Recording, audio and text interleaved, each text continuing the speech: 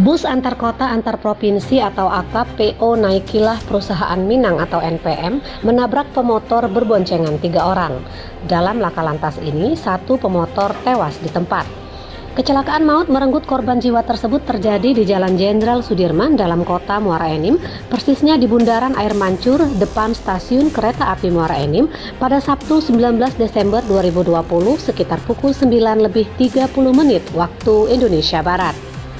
Peristiwa kecelakaan tersebut bermula saat bus NPM berplat nomor BA7210NU tujuan Jakarta Padang yang dikemudikan Anto Saputra 28 tahun warga Padang Panjang, Sumatera Barat ini melaju dari arah Gor Pancasila menuju Jembatan Enim 2. Sesampainya di pertigaan Bundaran Air Mancur, diduga pengemudi mobil bus tersebut kurang memperhatikan adanya sepeda motor Honda Beat BG5964DAJ. Honda Beat tersebut dikendarai oleh Rivera Amelia 14 tahun membonceng sang adik M. Salbian 9 tahun dan ibunya Lastri 40 tahun yang berada di depan mobil bus NPM. Sehingga terjadi kecelakaan yang mengakibatkan pengendara dan penumpang Lastri mengalami luka-luka.